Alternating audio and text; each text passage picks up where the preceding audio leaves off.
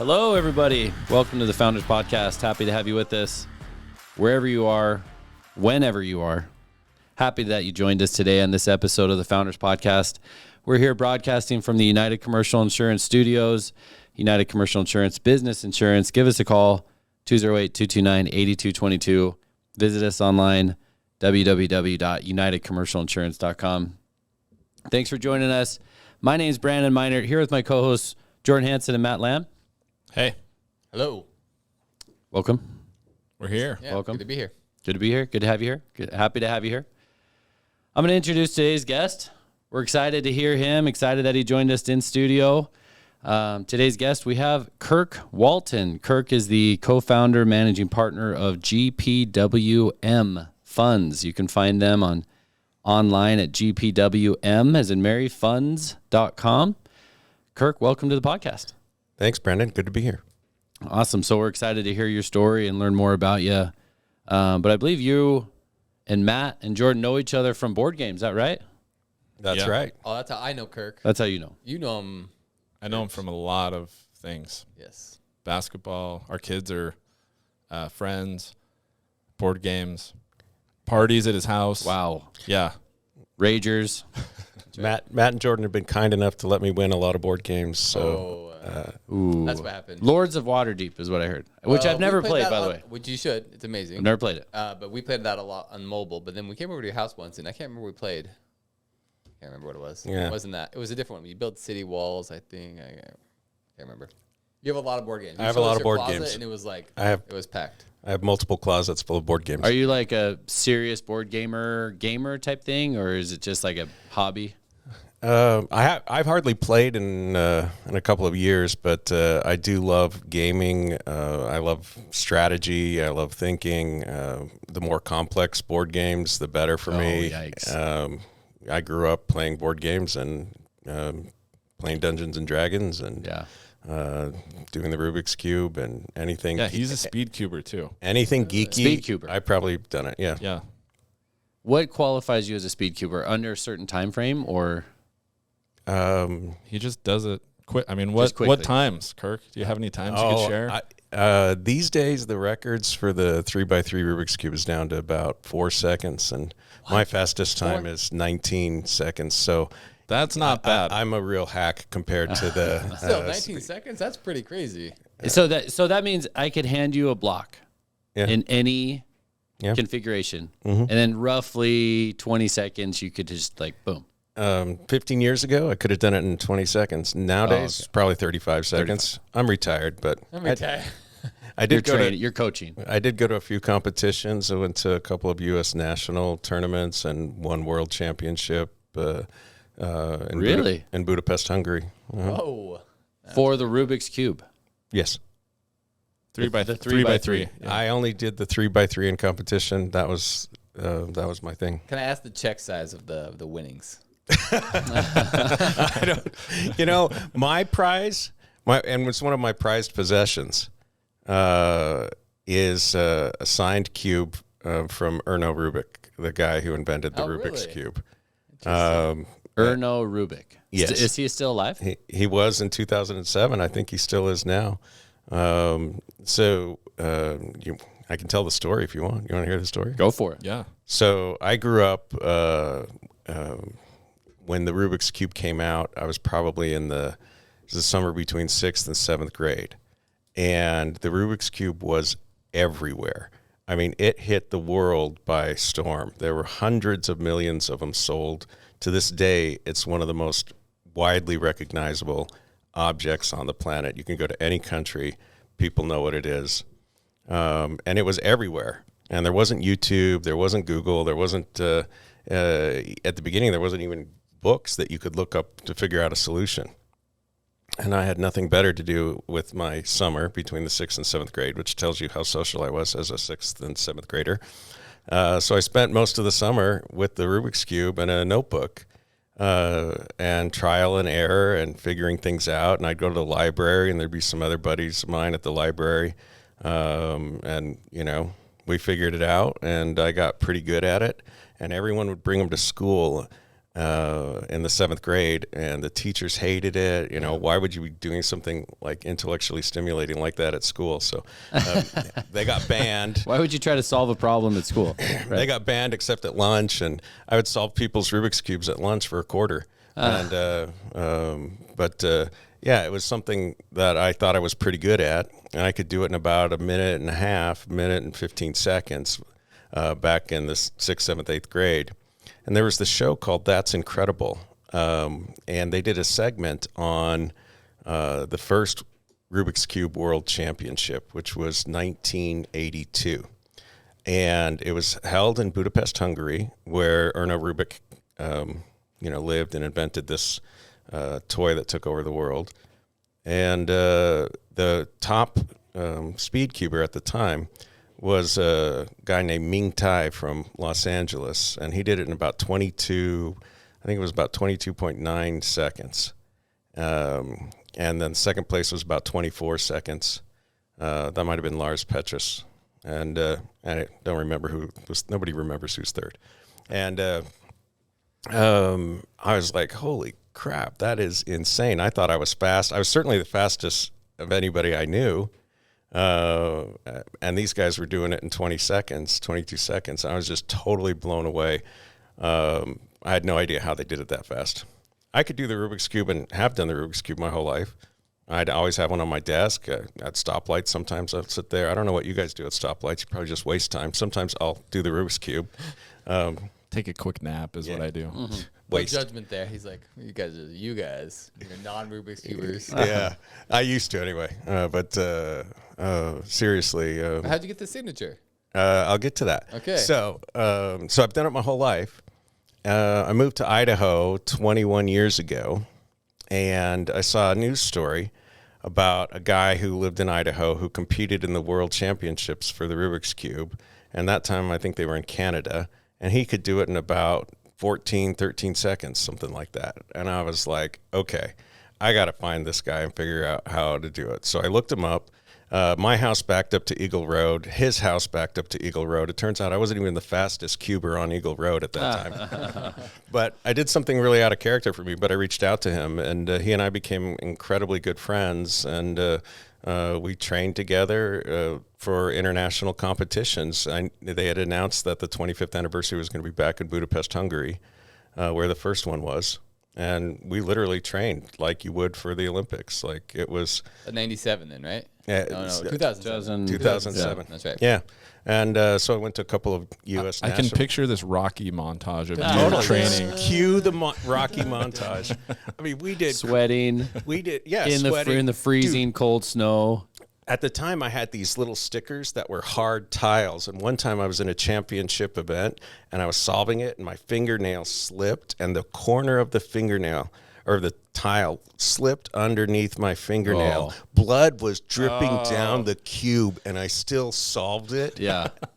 Dude, through the injury. I mean, no pain, no gain. That's what I'm saying. Injury. Yeah. And people were like reverently respecting you as you were walking out of the clapping. gym. And That's right. That's right. So my goal, I knew I wasn't going to win. I wasn't even going to beat Frank. Frank Morris is that guy's name. Shout out to Frank Morris. Totally love that guy. And he really taught me some tricks, and I met some other people online. I had friends all around the world who were sharing tricks and video clips and ideas and techniques and algorithms, and it was a really vibrant community online at the time. And this had been like 04, 05, 06, and 07. So I got really fast for me. And I knew I was going to go to the World Championships. I knew I wasn't going to win, but my goal was to beat Ming Tai and to be in the top 100 cubers. There are over 300 cubers, 35 countries represented. I kind of choked on the stage with all the lights and cameras, and I didn't do that well at the competition, but I would have been second place in 1982 with my time in 2007. oh, there you go. So I wouldn't have won, but I would have been second. So I was good about that, and I ended up 99th in the world at the tournament. Check. There you go. Now the signature. Oh, so then the after party. So there's That's got to be I killer. imagine, Dude, this is that's nuts. gotta be you killer. want to see a killer party? You gotta Take a be. room of speed cubers, and there's an after party. Once all the stress is over and all the training is done, Exactly. you You can can really let your hair down the way speed cubers do. Yeah.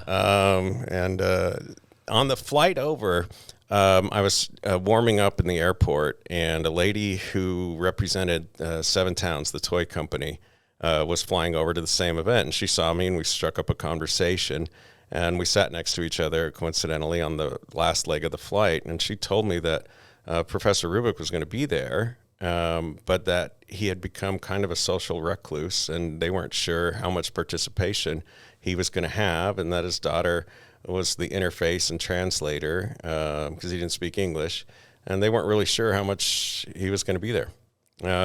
But he was there, and in the after party, I'm sitting off in a corner by a side door, and during the party, Erna Rubik walks in with his daughter and sits down next to me at the bar, way off in the corner, away from all the action. And I was like, oh, and here's the other thing. He sold the rights to the cube for everywhere around the world other than in Hungary.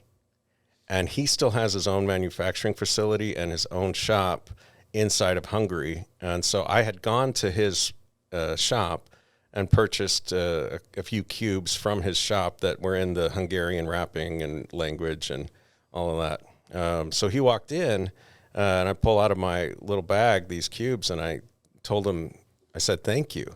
You know, this thing that you created many years ago has given me endless hours of almost like a Zen meditative experience, a challenge, intellectual stimulation. Social notoriety. Yeah, a lot of fun. I mean, dude. Fame. Yeah. Yeah, exactly. Yeah. Yeah. All those things. And I asked if he'd be, kind enough to sign a cube of mine. And so he did, and I had another one, and I was trying to get Frank's attention to get him to come over. And I said, I know Frank, he's even better cuber than I am. Would you sign one for him too? And he did. And then Frank saw me, and Frank came over, and he also had a cube, and so he signed Frank's cube. And then everybody saw, and everybody came over, and he went out the side door. So just you three. He probably signed 5 cubes total, and I have 2 of them. Nice. Because awesome. I was going to give one to Frank. But Yeah, then he got his own. He got his own. So, yeah. So that's one of my prized possessions. But, yeah, I've always been a gamer. I've always solved puzzles. I've always loved strategy, thinking. Spent a lot of time in my head. That's awesome. The more instructions on the game, the faster I'm out. The faster Kirk's in. Faster Exactly. Kirk's in. So we go opposite directions. I'm walking back to the TV, and Kirk's like, let's get it. Yeah, I have a hard time finding people who want to play the games that I want to play.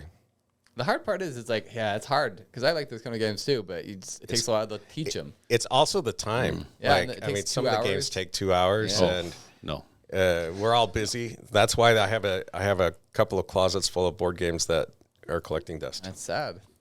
So they have like cruises where you do board games. No. Had you not heard of that? No. Yeah, so I had a friend. Kirk's like, Matt, you're holding out on me. I didn't know about He's this. like, I had a Look at friend. Jordan, what's up? No, I had a friend who was like, I just got done with a cruise, and it was a board game cruise. Are you kidding? that sounds And pretty all awesome, they do is just board games, like with fellow fanatics. No better way to enjoy that tropical weather They're stopping at than San on a Soy. boat. Well, he's like, it was great. My wife just sat outside and sunbathed, Yeah. and I was just sweating it out with all these, guys Neckbeards. and neckbeards at the buffet, like rocking it up. I've got a surprise when I go home to Amy today. She Yeah. is going to Yeah. love Yeah. He's gonna love it. Tell her you booked a couple Yeah. spots on a. A couples cruise. Yeah. That's all you- Yeah, leave it at that. We're going on a cruise. Well, you're Also- welcome. Yeah, there you go. No, Amy loves the lighter games, but she doesn't love the real intense Yeah. games. Nobody does. It's it takes a lot of time. People have to learn how to do it, and then the time to do it. Yeah, it's Well, you play games for fun, yeah. and so You don't think it's fun to trying to find out the right strategy, or yes, you? I mean, it's a blast. The cool thing is my kids are at a good age, right, where they think everything I say is cool. Right now, it's getting the close where it's ending. starting to, yeah. But yeah, right now it's like, hey, we should play this game. And they're like, yes, Oh, all in. In the future, they'll be like, oh, Dad, I this know, sucked. yeah. Well, anyway. Well, cool. Well, we're excited. We can delve more into that story here, Kirk. But to get started, if you wouldn't mind, maybe describe what GPWM Funds does. Translate you it do. for like our mothers. Yeah. So GPWM Funds grew out of Griffin Private Wealth Management, which was a family office for several high net worth families and other investors. Most of my clients are technology-based wealth out of Silicon Valley. And I've been doing that since the 90s, the dot-com boom of the 90s. So you're a bank in Silicon Valley? Yeah, Silicon Valley Bank. That's me. Go by Is that you? Hold on. No, he just recently changed it. He Oh, was okay. that. He was that. You took a bunch of money out. Sorry. Yeah, I got all the money out. No. So I started in the industry straight out of law school and worked at a big firm in California, and then moved up here and set up my own practice and maintained some of my most of my clients from Silicon Valley. And I have good working relationships and friendships with. I'm in touch with everyone who came with me when I left 21 years ago, and started my own firm here. And then I had my own firm. I met Philip, my partner and co-founder, Philip Olson. I met him in 2003, and we became good friends. He has a different complementary skill set and background, and we collaborated on things, talked shop, shared office space and overhead, and finally officially merged in 2012 to create Griffin Private Wealth Management out of our two respective firms. And is it financial? I'm trying to think. Like, is it financial advising? It Not was just that. it was everything. So I was a estate planning attorney and tax lawyer. So we did the tax returns for our clients and their entities and dependents. We did the estate planning, set up the charitable foundations, negotiated the employment agreements. Like the last employment agreement I negotiated, one of my clients was CEO at one place, became CEO of another place. And he had a $6.5 million signing bonus and $2.5 million guaranteed first-year compensation and 4% of equity of this large company. And I became an expert in equity compensation and executive compensation and employment agreements and investment management and taxes and estate planning and all of those various industries. And one of my great strengths was being able to have depth of understanding and expertise in various areas that affect a client's wealth, and be able to see the big picture and put the pieces together, very much like the Rubik's Cube. You know, most people have like a CPA who does their taxes, and then they have an investment broker who handles their investments, and those two people never meet or understand each other. And the broker says, you know, consult your tax advisor. I can't give tax advice, but everything he does affects your taxes. Mm-hmm. And a lot of CPAs, not all of them, but a lot of them are just trying to put the numbers in the boxes on April 15th rather than proactively planning what can you do before December 31st to affect and, you know, strategize. And same thing with estate planning. Like there's some things you can do to mitigate the gift tax, the generation skipping transfer tax, the estate tax, and use your wealth in a way to set that up. But then, you know, that gets into the issues of how much is too much for the kids. And then also investments. Everything in the investment world has a risk and a return trade-off. And I'm an extremely analytical, geeky, math-based. If we didn't get that already. Yeah. Yeah. Kind of guy.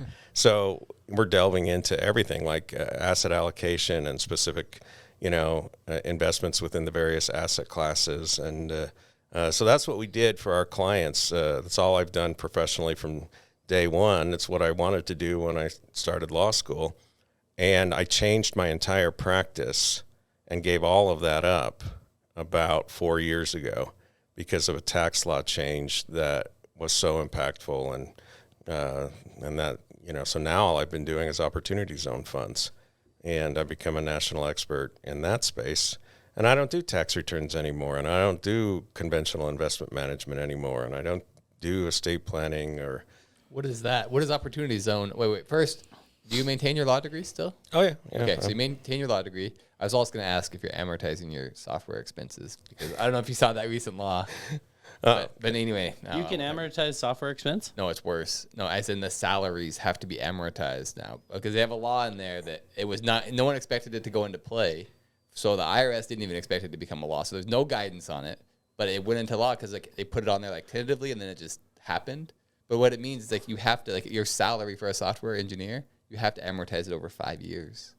Meaning you Hold can on. only, like, if you pay them $100,000 a year, you can only deduct, 20% of it the first year. Not the full amount. Yes. No, that's news to me. It But shouldn't. It's going to Why? That's stupid. That's an It's- employee yes, wage. I agree. I agree. Because they say it's research and experimentation. It's right? R&D. It's not, though. You're going If to take your. if you're going to take the R&D credit, I guess that's probably how they're I think that's justifying what it. they were. I mean, it was everyone. We've talked to multiple CPAs. I have a software company, so we talked to multiple CPAs, and it's all.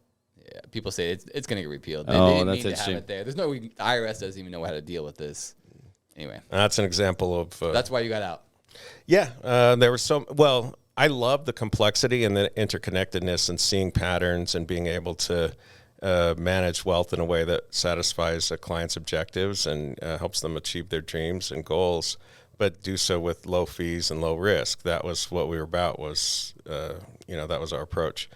But it was overwhelming, and as I grew and grew and grew, and then I merged with my business partner Philip Olson, and we continued to grow and grow.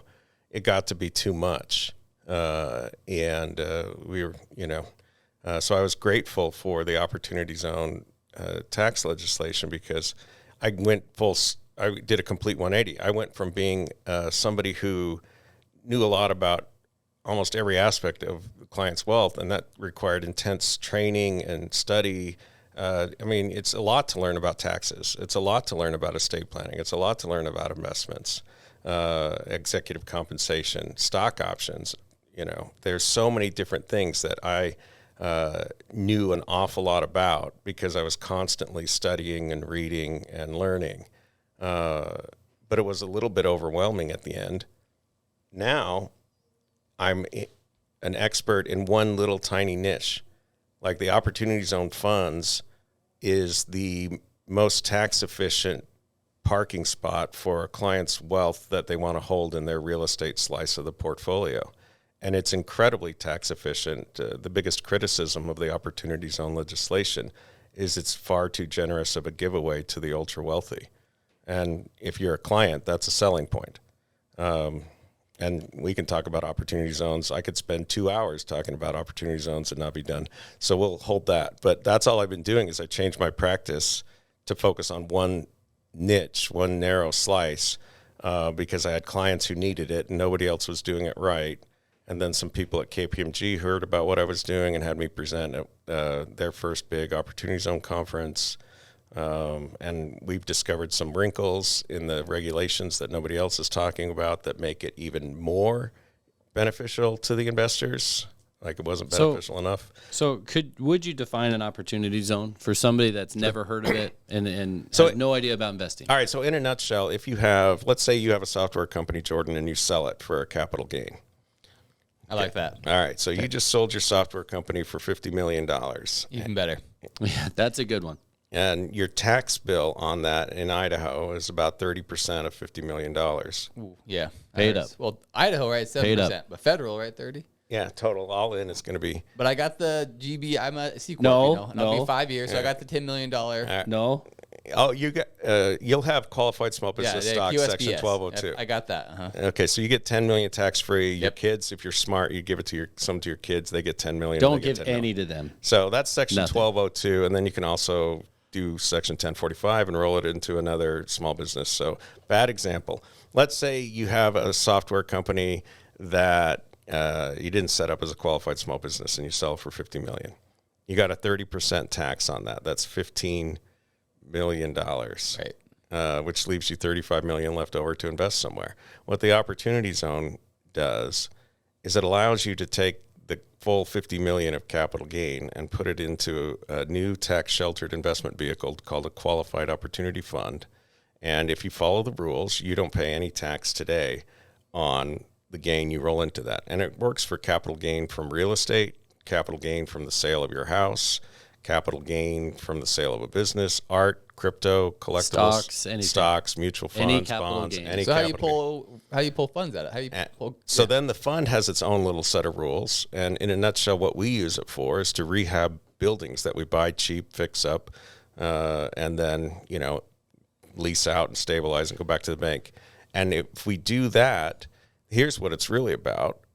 We won't pay any tax on the capital gain or the depreciation recapture on the real estate assets that we hold with your first capital gain dollars that come in. We go out and buy real estate that's incredibly tax efficient, and we can own that real estate for 20, 25 years almost and not pay any capital gains tax no matter what it's worth, take all the depreciation deductions and pay no depreciation recapture.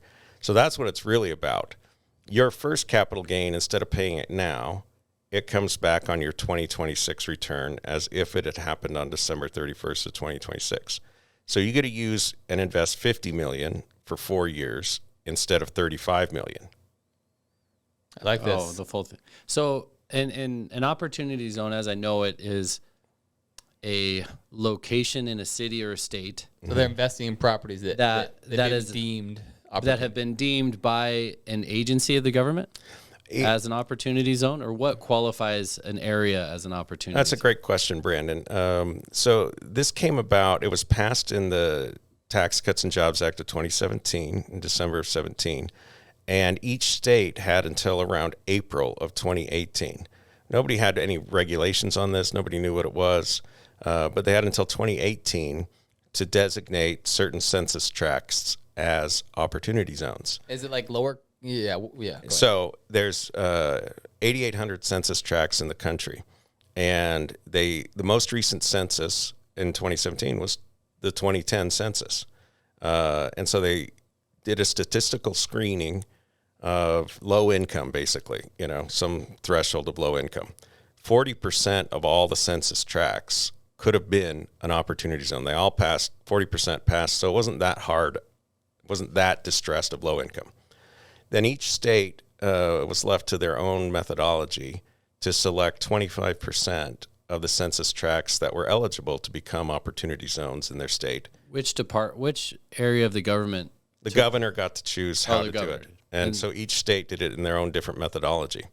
And so you ended up with certain areas that are called opportunity zones that in 2018 were not really all that distressed. I think the busiest intersection in the state of Idaho is Eagle and Fairview. Am I right? Like, I've heard that from Yes, you. it is 100%. There's an opportunity zone at Eagle and Fairview. The busiest part of the state. Meridian, if you take Meridian Road and Cloverdale as two short sides of a rectangle, and you take the freeway and Fairview as the long sides of the rectangle, everything within that space is an opportunity zone. That's like prime business right there. Yeah, it's a little more commercial. It's a hardcore commercial. There's area. like residential, commercial. So you could potentially invest money into that area Yes. and you get tax in benefits. Massive tax benefits. in the method, like in the form of buying a building or building a building. or Rehab, new construction, that all works. Now, what size of clients are looking for this? We have funds that the minimum is $100,000 capital gain. Got it. We have other funds where we've got $40 million in it. So you sell From an a single investment client. property, you have $100,000 So- in equity came off of it. Then you could come to you and say, "Hey, we want to invest." And you're So like, your $50 million would qualify. like $50 million. Yeah, qualify. 50 million would qualify. I mean, it's the lower end of what I'm looking for, but You'll for him. You'll do I'll you'll do it do for a favor. Yeah. now do you expect this to change? No, That's no one's heard about it. that- Like, at least Now, work with- I continue to give presentations, podcasts, seminars, Slow it down, webinars. Kirk. I lecture everywhere I can. You can't get me to stop talking about this. And I continue to find CPAs, tax attorneys, investment advisors, business brokers, incredibly smart, talented people in their professions who have never heard of this. Still, I work with I have an investor and I'm an accelerator for software people, and several of them have sold their companies for tens of millions of dollars. Never heard this, not even a whiff, nothing about this at all. I'm sure they would love to know. That's fascinating. yeah, it makes me sad for the people who haven't heard about it, and because I mean, it can change people's lives. It can change the wealth generation for people's families. I remember one guy I was talking to, and he had this massive capital gain from selling a building. And I told him the story about how he had already written the check, for estimated tax payments. And I was like, you'll get that in a refund. You don't need to pay that. And his jaw was dropped. And then I asked him, when did you sell this building? And he told me the date, and it was about 7 months prior. And one of the rules is you have to roll your gain into the fund within 180 days. Oh, 6 months. And his face just was crestfallen. And I said, these are several $1 million just threw away. and I said, wait, let me ask one more question. Did you own that in your own name or in a partnership? And he's like, oh, it was in a partnership. Me and my business partner owned it.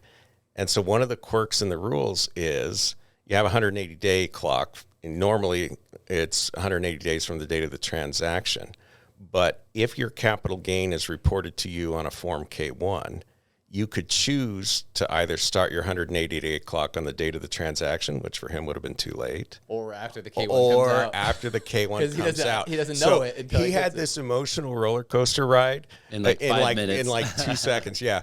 And he was overjoyed. Like Yeah. we saved him an 8-figure tax number. So that. that I understand. Let's take the $50 million example. So you sell your incredibly lucrative software business that everybody wants. Yes.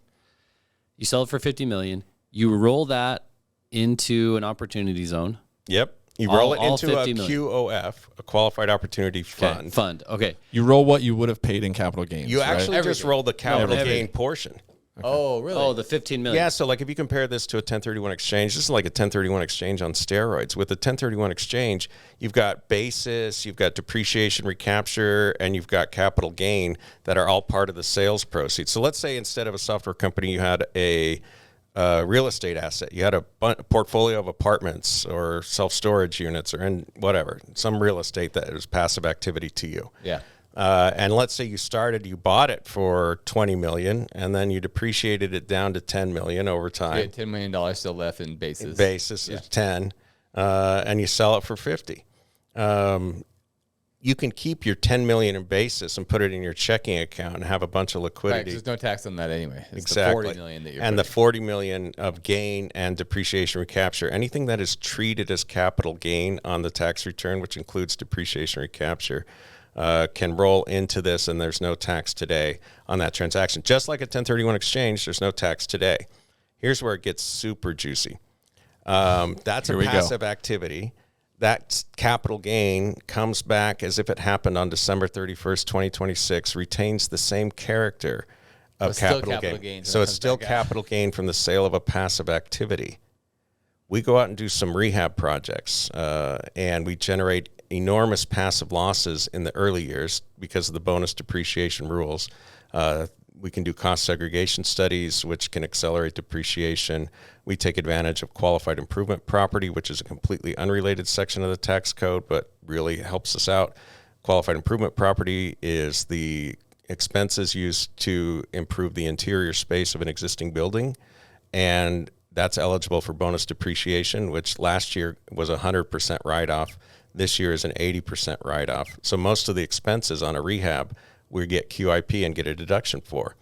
You get basis from qualified non-recourse financing. So even if you put in 10 million and take 20 million of bank money, there's 30 million that could someday be a depreciation deduction. We're able to get more than 10 million in a depreciation deduction on most rehab projects, which means your capital gain of 10 million bucks goes forward, comes back on your 26 return. We've generated more than 10 million in passive losses in the meantime passing through to you, and they So then offset you each other. offset. Yeah. So for gain coming in from real estate, that's a passive activity. Which is what you do with a 1031 exchange. You have a passive activity. You have real estate. That's how you can do a 1031 exchange. This is so much better because you don't get any new basis with a 1031 exchange. So all the income that's coming out is going to be taxable. Whereas with us, we get a ton of new basis, so we don't pay any tax even on the cash flow until we've used up all of the losses and the capital gain that rolls in.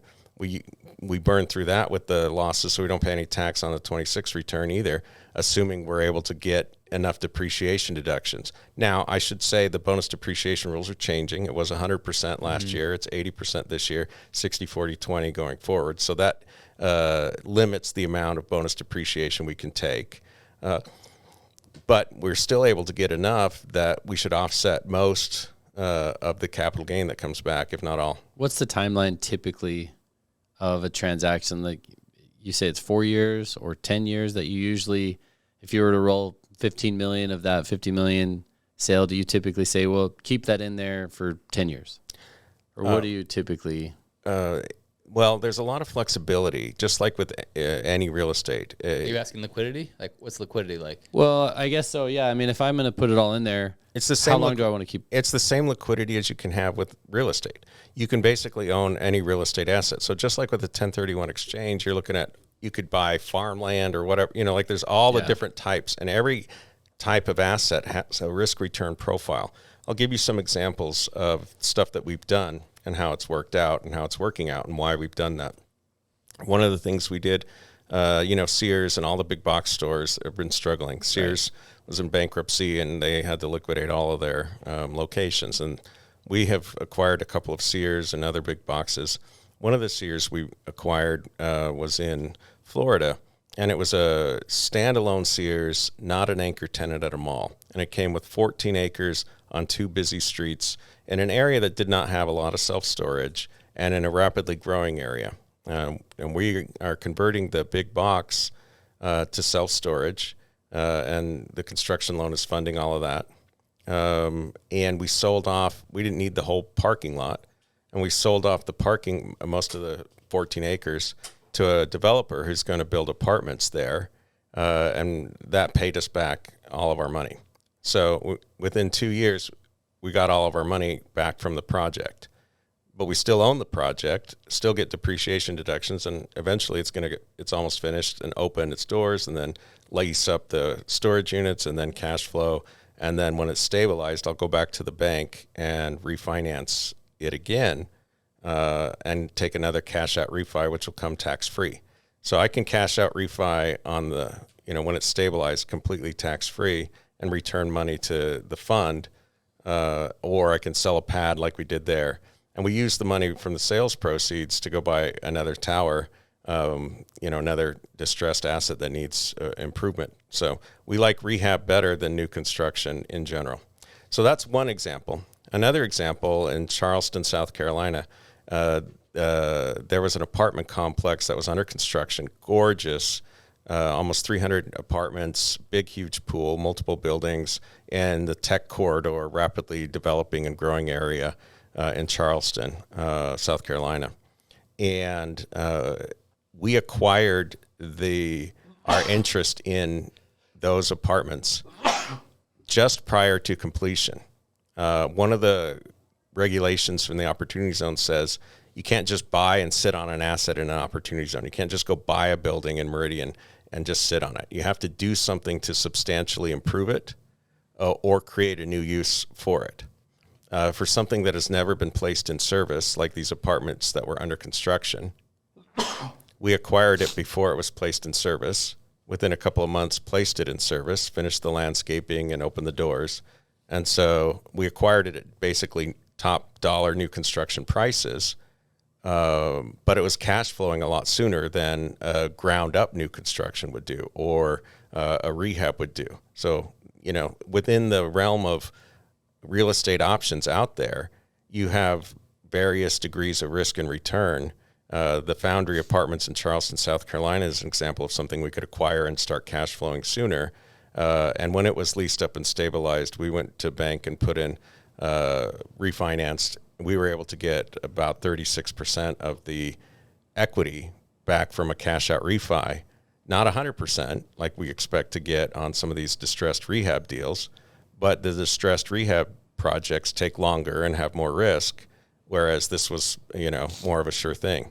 And then so we blend those types of projects together in a portfolio of multiple projects in the Opportunity Zone Fund for the investors, so they get a good balance and a good mix, geographic mix, asset type mix, and things like that. But again, going back to liquidity, if I sell that $50 million business, I want to have something to live on. And I just worked hard. I sold that business, so I want some, let's say I want to use a lot. Would you recommend holding $10 million in some more liquid savings account or whatever? Sometimes it really depends on the client and their situation, what else they have going on, and that's the kind of stuff that I used to do. We figure out, what do you need to live on? What's your next job? Maybe you got another job that's going to pay you money, so you're not worried about it. Maybe you already got a nest egg, so you're not worried about that. But certainly, you want to have enough to live on. You want to have liquidity that you need, but what you don't need you can put into this. And that's where, if you're doing 1031 exchanges, that's where this has such a leg up and an advantage. Yeah. Because you get the liquidity in your basis, whatever that is. And so you've got a ton of liquidity. And if you're used to living off the income from your real estate holdings, with this stuff, we have to do something. We can't buy a single tenant triple net lease asset. We got to build new. We got to rehab. We got to. It's going to protect the wealth, but it's not going to. So it's not going to throw off any income during the development phase. And so the basis that you have in the asset can replace the income that you're used to living off of, and we can go out and do development. And you usually have the steepest IRRs during the development phase. So that's another advantage to this compared to a 1031 exchange is you got a longer window of time to look at stuff, and you can look at development rather than just stabilized assets. And you generally get higher IRRs, higher returns during the development phase. So as you can hear, Kirk is the nerd you want working for you. So how did you find out about this, and how come more people don't know about it? That's a great question, Matt. I found about this because I'm a tax geek and I read the tax code and stuff that comes out. And there was some discussion about this in Silicon Valley, and it had some genesis of this tax law from Silicon Valley. So I heard about it. Why haven't more people heard about it? Well, at the beginning, there was a lot of questions and ambiguities about it. It took the Treasury Department 2 years to publish the final regulations. And in the first 2 years from its passage until the date of the final regulations, there were a couple of iterations of proposed regulations that had a bunch of questions, and things were not clear. And, investors do not like uncertainty. And so there wasn't a lot of people doing it during the first 2 years until the final regulations came out. And some of the stuff in the statute itself or in the proposed regulations were not that attractive. Those things got fixed in the final regulations. But if you're a CPA or somebody who heard about it during the first 24 months, you may have heard things that are not true and may have formed a less than favorable opinion because of the question marks that were not yet answered. And so if you didn't stay tuned to the end of the episode and see the final regs, you wouldn't know where they're at. The other thing is investment advisors have a hard time utilizing this strategy because it does require a long-term hold and is not liquid. Most typical investment advisors aren't going to tell their clients about this because they don't have a way to manage it, or they think they don't. Yeah. They actually do. They just don't know it yet. And there's a way that we can work with them and, still integrate with the rest of the portfolio. But it's not common knowledge in those circles. So I just think it's a lack of education, and people need to listen to my podcast more. So there you go. Well, you're going to get a huge bump. You're going to get a massive bump. Yeah, I've heard Kirk be referred to as the Michael Jordan of opportunity zones. Do you agree or disagree? Or would you say, because I know you're a Lakers fan, would you say you're the LeBron? I'm the Kobe. The Kobe. Okay. Okay. Mamba. Okay. No, it's true.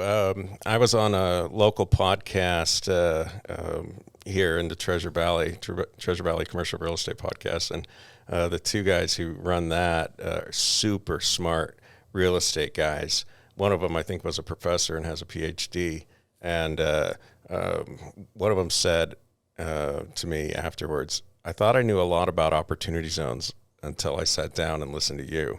And the other guy said, yeah, he's the Michael Jordan of opportunity zones. I was like, thank you. So even people who think they know a lot about opportunity zones, they're wrong. They don't know the whole story. They haven't gone one-on-one with Kirk. That's right. That's right. And I would liken it to board games. The people who do know the general rules about opportunity zones are like the people who know the rules of chess and how the pieces on the chessboard move, and they can explain those basic rules. But until you have played many games, you don't know how to utilize those rules to maximum benefit for the investor. And we have some wrinkles that to this day I don't see anybody else doing that enhance the benefit to the investors above and beyond what the lay people who criticize this legislation refer to as an obscene giveaway to the ultra wealthy. So we can make it even more obscene, I guess, or more beneficial. I would take issue with those critics, by the way. I don't think this is an obscene giveaway to the wealthy. I do see us changing communities and changing lives and changing the landscape of the areas where we're going, creating American jobs, providing very needed housing in markets that are undersupplied with housing. It is a win-win, and you need to give that kind of tax incentive to get money off the sidelines. There are projects that are getting done and changing communities that there's no way they would have gotten done if this legislation didn't pass. Yeah, I've seen on your website you list the projects either you have going or have done. How many do you have going right now? 15 projects so far across the country, and we have 12 Opportunity Zone funds that we have launched and funded. 2 of them are open right now for additional investments. Are there a lot of opportunity funds out there? Yes. Okay. Yeah, there's a lot, but most of them are small one-off investors trying to DIY, trying to do it yourself. Yeah. There's an accounting firm I know that tracks all of the Opportunity Zone funds that they're aware of, and publishes reports quarterly on how much money they got reported raised and what they're doing with it and where they're at and things like that. Wow. And, We're talking hundreds or thousands? I think they're thousands. Thousands. When you add up all the small ones. In terms of like the space we're in, there are not many in our space. Most of those Opportunity Zone funds are one individual trying to set up their own Opportunity Zone fund. And I would highly caution against that. It is an incredibly bad idea because, in fact, we've rescued several people from mistakes that they've done. It's incredibly complicated. I've hit the highlights, but there's hundreds of pages of regulations and things that you can trip up, and I continue to find people who make mistakes, and the consequences of the mistakes are kind of draconian. So not something to be entered into unless you're a sophisticated tax lawyer on your own. And you guys, do you pull a percentage of the gain or administrative fee, GPWM? Yeah, the typical Opportunity Zone fund. So there's the DIYers, and there's a large number of them with very small amounts. Then there's a couple of really big funds out there that charge really high fees, and then there's us that we know we're never going to be the biggest, and we're okay with that. But we feel like investors deserve a fair shake, and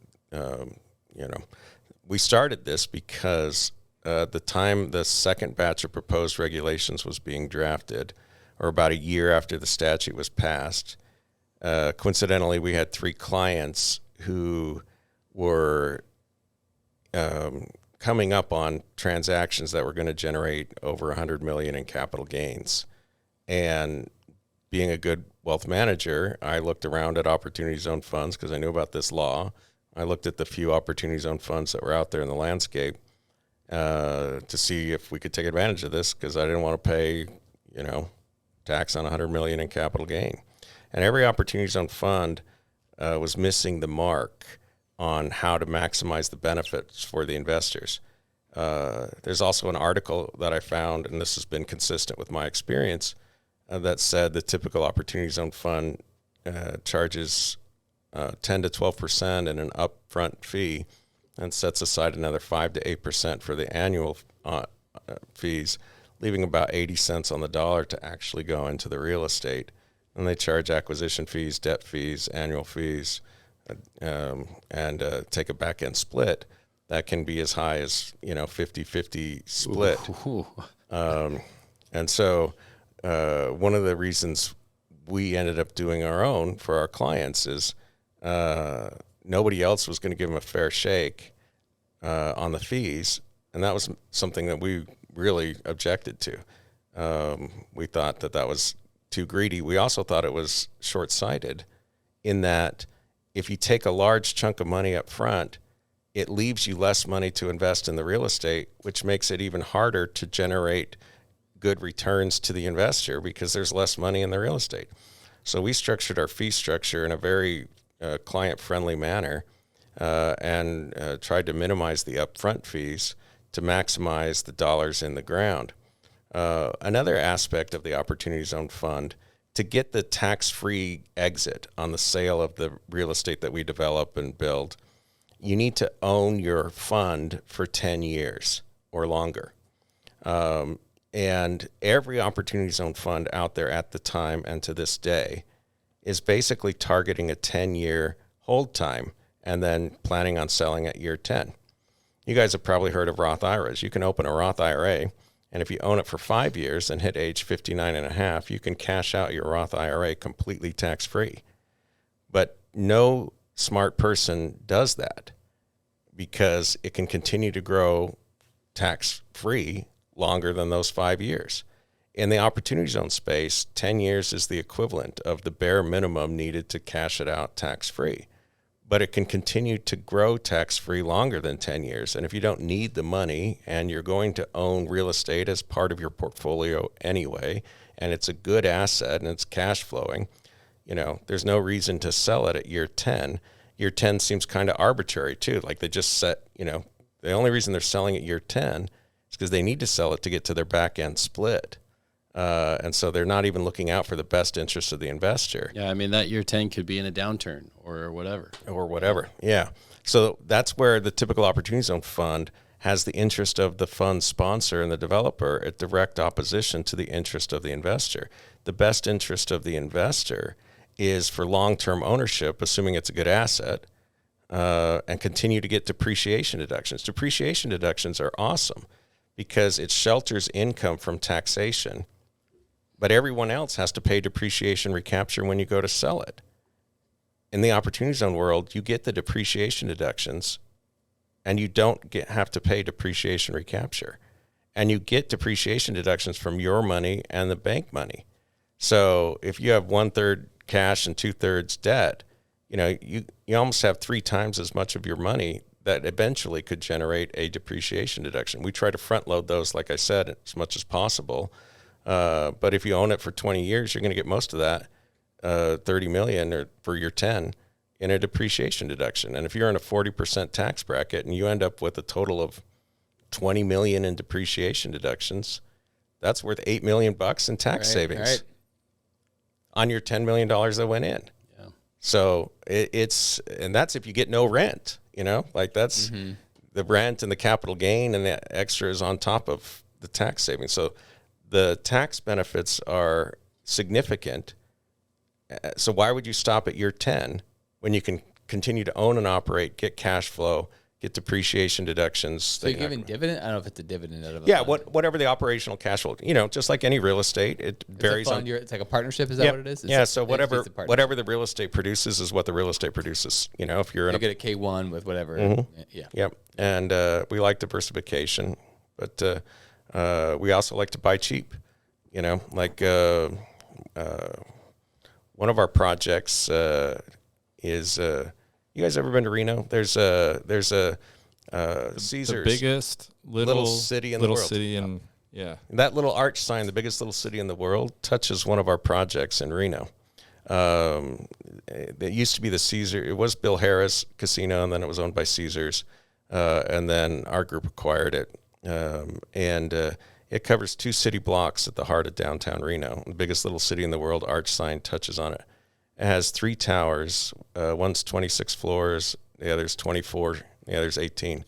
Had 930 hotel rooms in these 3 towers with gorgeous views of the mountains and the river, and had this huge casino space, convention floor space, office space. It's 2 city blocks basically at the heart of downtown Reno.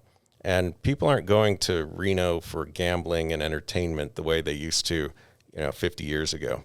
And so it was kind of a dying asset. And we acquired it at an incredibly cheap price. We're rehabbing the hotel rooms into apartments with gorgeous views. I got interested in finding apartments in Reno when even before we bought this asset, we bought a smaller asset, and we were doing market research. And I found a 3 or 4 story hotel that was built in 1920, no air conditioning, no elevator, no amenities, no parking, 150 to 200 square foot rooms total, basically old hotel rooms that they're calling apartments. And they'd have a microwave and a little mini fridge, and the kitchen sink was conveniently located next to the toilet in the bathroom. So, and that 150 to 200 square foot hotel room / apartment was renting for $750 a month. In Reno? In Reno. If you haven't been to Reno lately, you don't know what's going on in Reno. I don't. You're missing out. I don't know what's going on. It is in the midst of mid-stride, really, in the midst of a tech transformation. There's so much tech money flowing in there, tech jobs flowing there. It also has a lot of industrial work and distribution facilities because the port in Oakland will offload, containers, and they will ship them up by rail or by truck. And so UPS, Costco, Walmart, Amazon, they all have these, they look like castles, these massive warehouses and distribution facilities. Then you have, if you have something stored on iCloud, it probably is physically located in Reno. It's been 10 or 15 years since Apple put their iCloud storage facilities in Reno and have continued to build. Apple has between $2 and $3 billion in construction costs of storage facilities. And Microsoft has 1,200 acre parcel out there.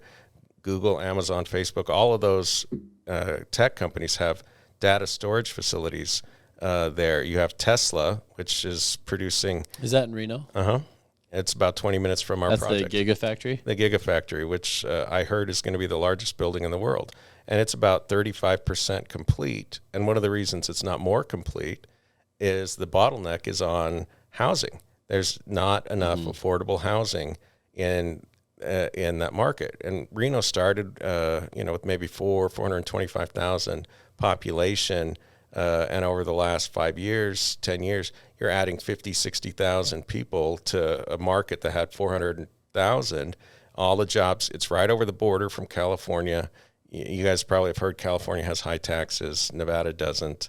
The weather's nice. It's like Boise in that regard. You have the mountains. You're half an hour from Lake Tahoe and the mountains. There's a river that runs through town, River Rock District. And, balanced lifestyle is a big thing there. And anyway, when we saw prices several years ago for $750 a month on a 150 square foot apartment with no amenities, no parking, not even air conditioning, we're like, let's go find an old hotel and convert those to apartments. And that's what we've been doing now with the Reno project. And then we're closed the casino and putting retail and restaurants. And the Starbucks is already open. So if you're in Reno, go to Starbucks and get a cup of coffee there. But the restaurants are going to be opening soon. The plaza is going to get a landscape this summer, redo. Some of the apartments are ready to be opened, but we need to finish off the elevator walkways. But we got about 20 phases rolling opening of different spaces over the next year. And that whole thing is going to be completely transformed. And it's changing the landscape in downtown Reno. There was a civic leader, the head of the Economic Development Association of Western Nevada, or the EDON board, who heard about our plans for this project. And he said, this is an economic dream come true for Reno. And the biggest news to hit downtown Reno in decades. Wow. So we're changing the landscape of the community. We're also changing some people's lives. Like one of our towers didn't have asbestos. It was built recently enough. One of our towers. The others, had asbestos. It was one of the largest asbestos remediation projects I've ever seen or heard of. And we needed an army of people to do the asbestos remediation. There wasn't enough people with that certification and skill in the state of Nevada to go through that in a speedy time frame. So they ended up hiring and training people and giving them a new skill set and putting them up. This was our idea. We pushed our developer for this, but one of our towers, the new one, he said, let's house workers there. there's so much. There's multiple billion-dollar construction projects going on right around us. So labor was tight, and labor it was hard to come by. So we housed them in our newest hotel tower. The non-asbestos one. That's right. Okay. And they could work on site. We retained some of the hospitality chefs, and we cooked them 2 meals a day, and we paid for their training and certification. And people got a new job skill, a new community of other similar people going through the same thing. 2 meals a day and safe housing, which for some of those people was life altering. Yeah, that's amazing. This interview is taking a different turn. Our normal interviews are different than this, but this was so fascinating. I couldn't help but just keep asking questions. Well, I'm glad you did. Long story short on that project, our total costs are going to be around $200 and something a square foot. They're building new apartments across the street from us at over $400 a foot. Yeah. So good opportunity. We're going to come out okay. Yeah. Asbestos, is that insulation? The insulation. It's a material that they use for insulation. I used to just spray it in. Yeah. And it's really Toxic. carcinogenic. Is it? Mm-hmm. And then you would have to remove that or just coat over it? Yeah, we would. You can bury it and coat over it as long as but we removed it and most of the space. But there's a procedure, and you have to have everything tented, and you got to be in like hazmat suits, and it because it's so hazardous. Removal of it is an incredibly technical, time-consuming, and precarious process. So that's interesting. So Kirk, who's I know we've talked a little bit about this before, but an ideal client of yours, like who would come to you and when would they come to you? Good question, Matt. Ideally, someone with capital gains, and they would come to me as soon as possible in the process, even before the gains are triggered, so we can come up with a plan. Less than 180 days. Definitely less than 180 days. Yeah. But there's a bunch of quirks, like the client I was telling you about. Even if you think it's been more than 180 days, it may not have been. Come talk. Like if you have an installment sale, there's a different rule. If you get gain passed through on a K1, there's a different rule. And so there are some, tricks and things we can do to extend that 180-day clock if you need to. Do you think that opportunity zones will ever get repealed? Great question. Ironically, there was legislation pending last year to extend them. Because it's helping out the community. I mean, the right. thing is, No, it makes sense to me. Right. They're making dreams.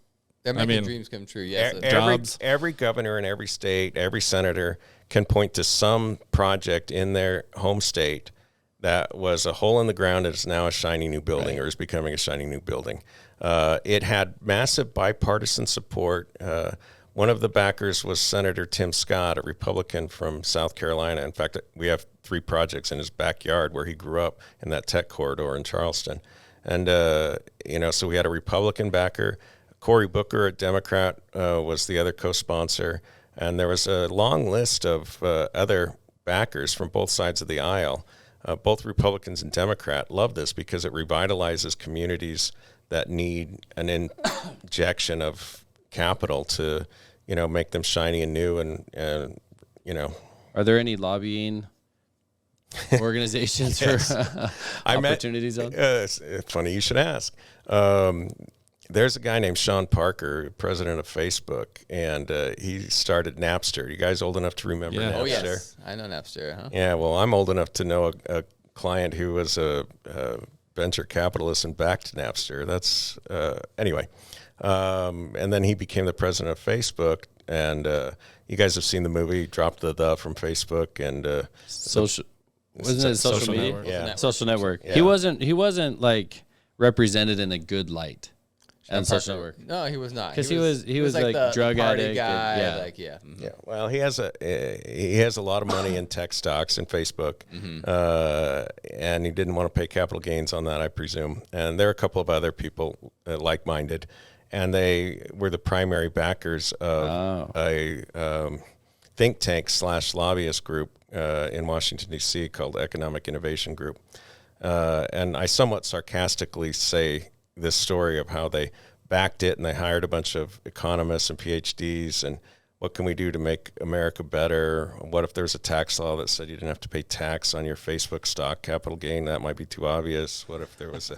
That might be too obvious. Maybe. Let's not call it that. Possibly. Yeah. Tongue-in-cheek and facetious there. But really, that group was the genesis for the idea of the Opportunity Zone. And it was pitched as a law in 2015. It didn't go anywhere. It was pitched as a law in 2016 and didn't go anywhere. And in 2017, as part of the passage of the Tax Cuts and Jobs Act of 2017, they literally copied and pasted the text from the proposed 2016 legislation and dropped it in at the last minute with no discussion into the Tax Cuts and Jobs Act of 2017.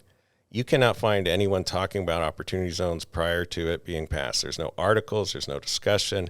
The Tax Cuts and Jobs Act, all the talking points were about changing the corporate tax rate, doubling the standard deduction, getting rid of the state and local income tax deduction to give the finger to California and New York. Didn't vote for me. And, those are the talking points about that tax bill. There's no discussion about opportunity zones, and it's the most impactful piece of tax legislation in more than a generation, and it was dropped in with no discussion and passed. But it was dead on the table when it was passed. This is ironic.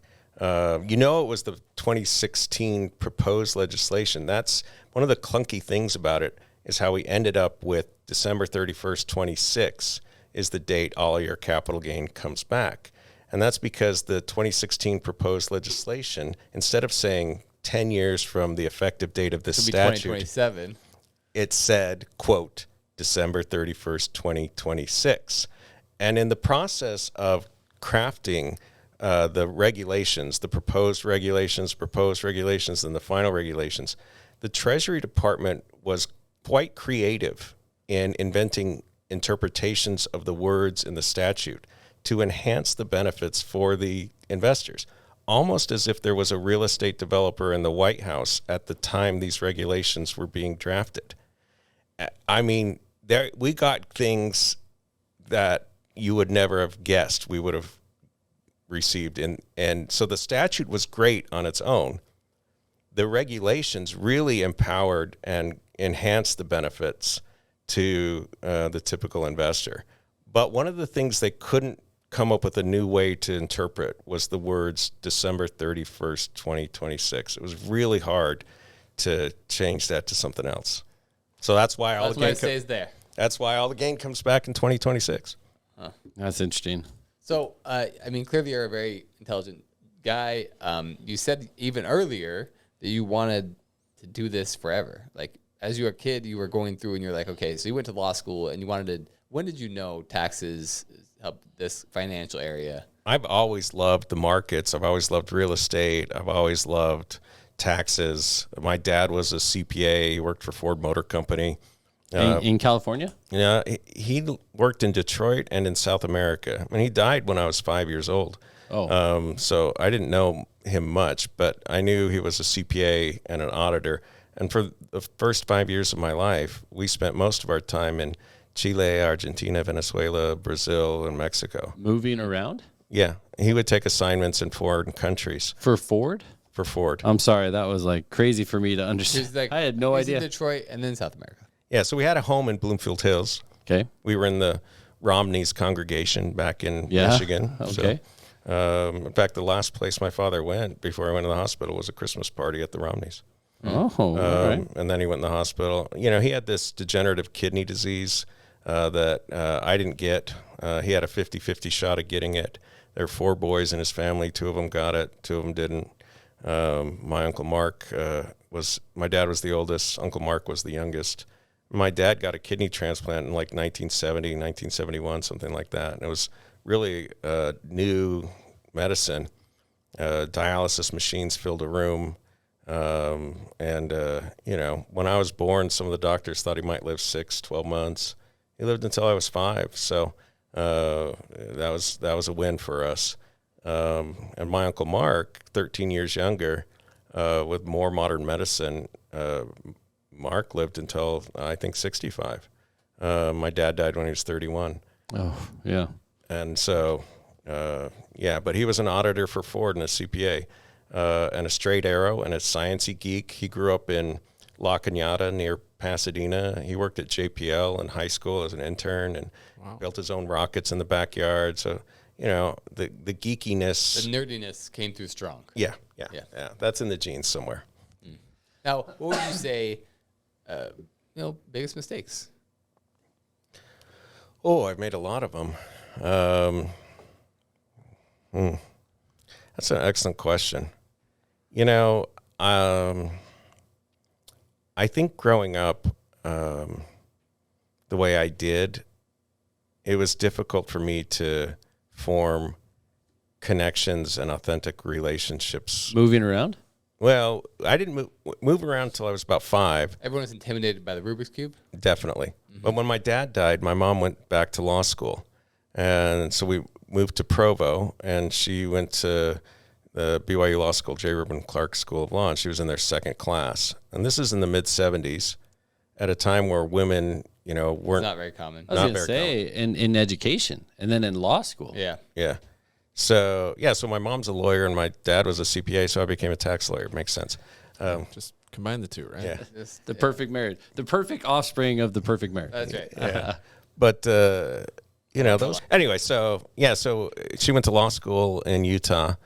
So we lived 3 years in Provo while she went to law school, and then moved to Salt Lake and bought a condo that was walking distance to an elementary school, a junior high school, and a high school, Cottonwood High School, in Salt Lake City. And so I lived there until the day I graduated high school. And literally the day after I graduated, I moved back to California to go to college. So, but what's the mistake? You said you had a hard time. I had a hard time forming good relationships and authentic relationships with people. And my mom was a workaholic, and we had live-in boyfriends.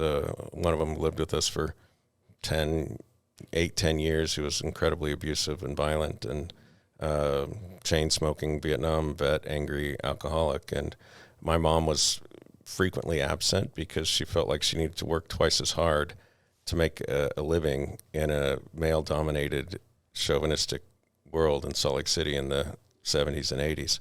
What type of law did she practice? She was in banking, mortgage banking, and became general counsel of a couple of banks. Wow. And then she did a deal where she was opposite a lawyer named Jerry Fine during a transaction, and Jerry Fine was so impressed with her and wanted her to come work at the law firm in Beverly Hills where he worked, and that firm was Fine, Persick, and Friedman, a very reputable law firm in downtown Beverly Hills, whose clients included Dr. Jerry Buss and the Lakers and the Forum and things like that. So I remember on a recruiting trip when I was a junior in high school in 1986, Jerry Fine took me to a Laker game, and we had courtside tickets, and Tatum O'Neal and John McEnroe are sitting next to me.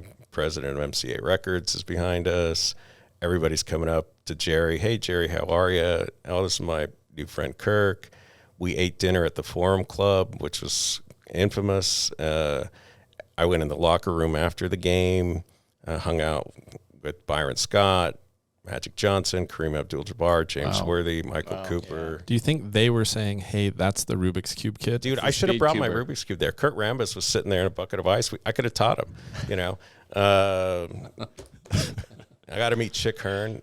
He was kind of an idol, AC Green, was he there? Yeah, AC Green, I think, was there, yeah. So did she join? Yeah. She said, I'm not moving, because we moved too much when I was really little. Yeah. She's like, I'm not moving until my kids get out of high school. He continued to offer her a job, and literally the day after I graduated high school, I had accepted to go to college in California, and she took the job and packed up the day after I graduated high school. And were you an only child? No, I have one brother who's a year older than me. Oh, okay.